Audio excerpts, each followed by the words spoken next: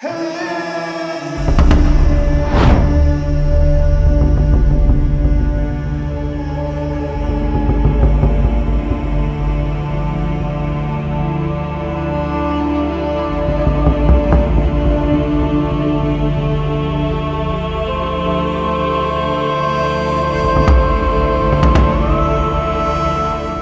tahun 1575, Pemalang merupakan salah satu dari 14 daerah merdeka di Pulau Jawa yang dipimpin oleh seorang pangeran atau raja.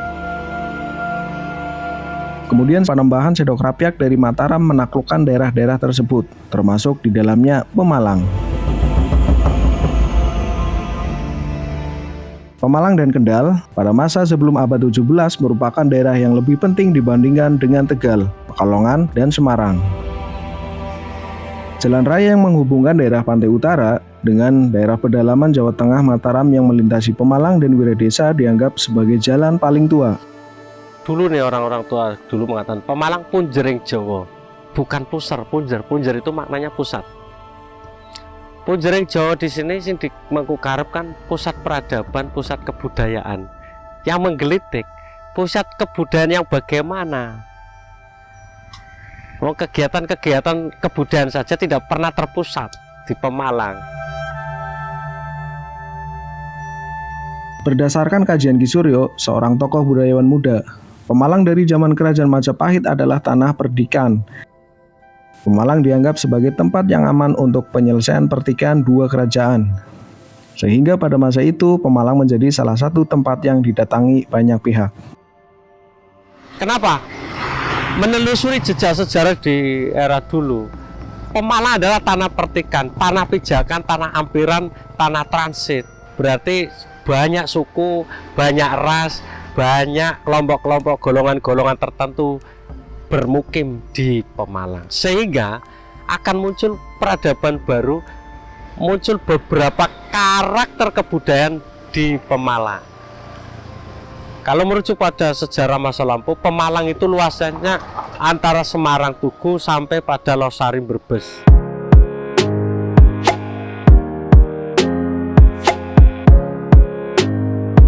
Menelisik sejarah Pemalang, kita akan memulai dari desa-desa yang ada di Pemalang. Salah satunya bernama Desa Bojongnangka. Dalam cerita rakyat, nama Desa Bojongnangka konon bermula ketika terjadi pertempuran antara Pangeran Purbaya Mataram dan Ki Ageng Pelingsingan dari Cirebon. Konon ketika bertarung, Pangeran Purbaya dan Ki Ageng Pelingsingan sampai di suatu tempat atau dusun yang banyak tanaman pohon nangka. Sehingga Pangeran Purbaya mengucap, pada suatu saat pedukuhan ini kami namai Bujung Nangka, yang berarti mengejar sampai di dusun yang banyak tanaman pohon nangka.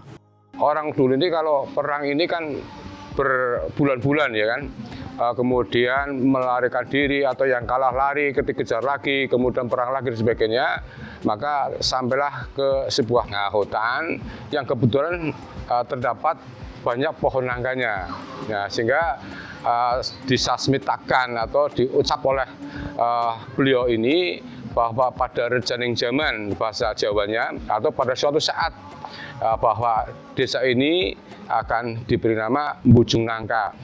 Bujung itu artinya adalah mengejar, nangka adalah salah satu pohon nangka yang kebetulan ada hutan yang banyak nangkanya, sehingga dinamai Bujung Nangka.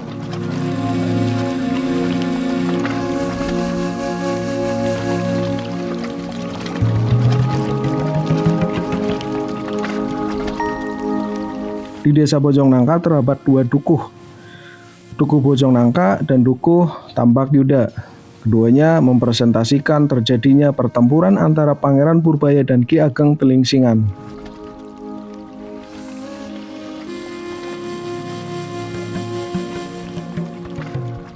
Selain mitos atau legenda masyarakat tentang terbentuknya nama Desa Bojongnangka, desa ini memiliki keunikan sejarah yang cukup panjang. Sejarah ini berkembang berdasarkan cerita atau dongeng yang merebak di masyarakat, serta juga dikaitkan dengan peninggalan makam tua atau punden yang berada di sekitar Desa Bojongnangka.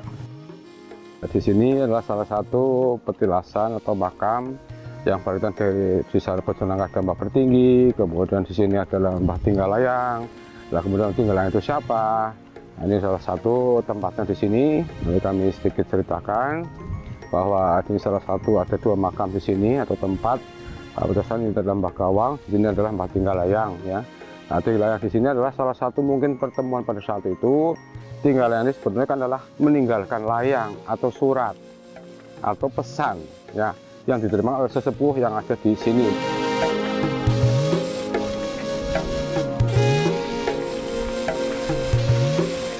Jadi inilah batu bata yang diyakini oleh masyarakat Bojong Nangka sebagai peninggalan era Majapahit. Jadi inilah yang membedakan dari batu bata pada umumnya, ini ukurannya lebih besar. Tentu ini masih perlu penelitian secara akademis ya. Unden atau makam leluhur desa ini diyakini masih memiliki keterkaitan dengan sejarah kerajaan di Nusantara. Seperti Mbah Pertinggi dan Tinggalayang, masyarakat menduga makam leluhur ini berasal dari masa kerajaan Majapahit. Kemudian Bahurekso dari kerajaan Mataram Islam, yang dalam sejarah Pantai Utara, Mbah Bahurekso adalah Panglima Sultan Agung untuk wilayah Pantura ketika penyerangan Sultan Agung ke Batavia. Kalau di Desa Bojong Nangka, peninggalan adalah makam-makam atau semacam apa ya, kalau prasasti bukan prasasti tapi semacam makom atau petilasan yang di sana bata-bata atau yang tertata di makam-makam ini adalah bata-bata peninggalan kuno, yaitu dengan jumlah banyak, kemudian bentuk ukurannya juga besar seperti candi seperti itu. Tak mengenal sejarah, maka kita tidak akan mengenal siapa diri kita. Peninggalan leluhur di setiap daerah di Pemalang mulai mengalami degradasi. Begitu juga yang dialami di warga masyarakat Bojong Nangka. Sementara ini kearifan lokal, khususnya masyarakat Desa Bojong Nangka dan masyarakat umum itu sudah mulai luntur. Ketika kami kecil dulu, yang namanya gotong royong di masyarakat itu sangat luar biasa. Ketika membongkar rumah, ya, dengan rame-ramenya masyarakat tanpa diperintah, ya, gotong rumah pindah atau membangun rumah itu secara gotong royong bersama-sama.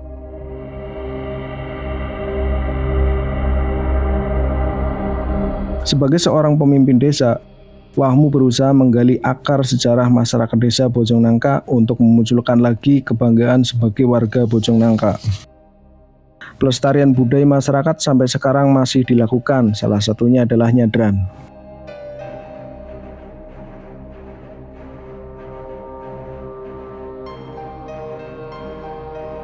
Nyadran merupakan salah satu tradisi yang masih lekat dalam kehidupan masyarakat Jawa. Tradisi nyadran merupakan suatu budaya mendoakan leluhur yang sudah meninggal. Tradisi nyadran berdasarkan sejarahnya merupakan suatu akulturasi budaya Jawa dengan Islam. Kita nyekar lah, julu bahasa kan nyekar, apapun bentuknya mereka adalah orang tua kita. Nah, kemudian kita padukan dengan keislaman, dengan ruat bumi, pada bulan Syura atau bulan Muharram seperti itu. Di samping ketika hajat pun masyarakat kami masih banyak yang berziarah sebelum ada hajatan misalnya. Sebelum hajatan banyak yang berziarah doa kepada Allah, cuma juga berziarah pada makam leluhur yang ada di situ. Karena sebagian besar di wilayah Desa Bojong Nangka adalah pertanian, mungkin lebih dari 90% pertanian. Bagaimana caranya? Pertanian itu bisa disulap menjadi sebuah wisata. Sedikit demi sedikit dari pemerintah desa membangun wahana ini yang awalnya adalah terampah jalan yang warna-warni. Kalau dulu itu dikenalnya di sini jembatan pelangi. Ternyata antusiasme masyarakat itu luar biasa. Kemudian kita baru inovasi lagi, kira-kira apa lagi nih yang mau diciptakan di sini untuk menarik pengunjung. Kemudian dibikinlah awalnya itu terapi ikan.